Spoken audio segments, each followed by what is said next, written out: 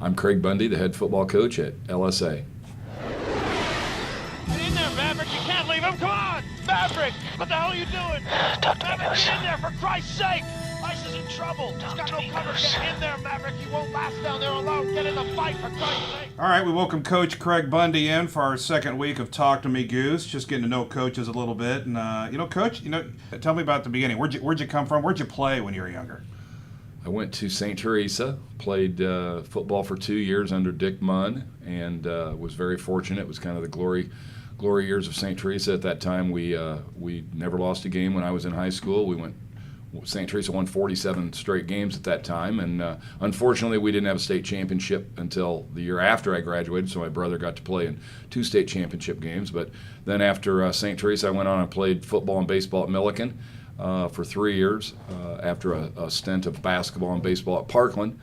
And then I got into coaching, and I came home for Christmas to see my family, and drove by the school, and it just kind of piqued my interest, looked into it, and all of a sudden the next thing you know, I buy a house and I'm back here coaching at LSA, and it's absolutely been the best move in my coaching career. I didn't realize you were on that team, but I've heard so many times that team was better than the next 2 teams that won state titles. Much better. Yeah. That'll really make my brother and his buddies happy. 40 points better. But the best team in the history of the school was the 72 team. Oh, okay. Which was my junior year. We outscored opponents 404-6 in 9 games. The only score of the year, Tolono Unity ran a kickoff back at the end of the game when it was 55-0.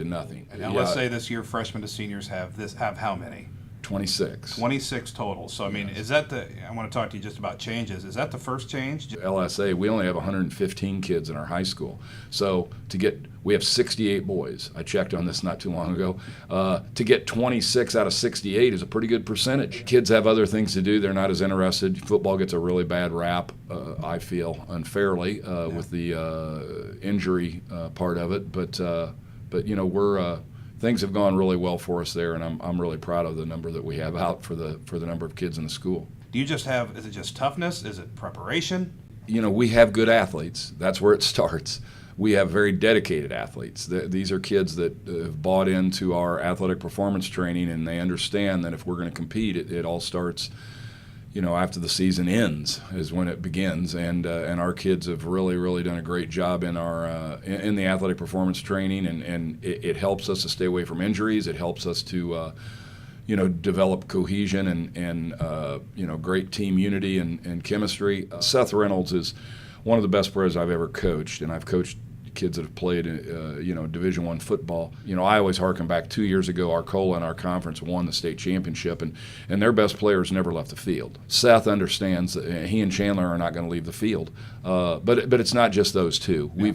We've had contributions from so many kids. Our defensive ends are 190 and 200, and Noah Robinson and Bo Boehm they've had great years as defensive ends because they can run, because they're so athletic. We've got 3 kids from Decatur Christian this year, and Bryce Shue is our starting center. Liam Harris starts at guard and as a defensive tackle for us, and he's been a real big addition who didn't play a year ago. And then Isaac Fowles is a linebacker that stepped in for Chandler Carter when he got injured in the second half of our first game and has been out. We've got the huge 1-0 sign in our locker room, in our weight room.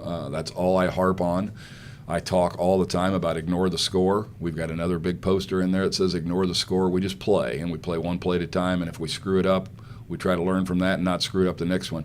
Teach me the best way to get a kid who can go out and play an entire game. Well, we talk about fitness all the time. Everything we do in our athletic performance training, and it's not just a football training program, it's for all sports, it's just functional movements, and it's movements that are going to make them faster and quicker.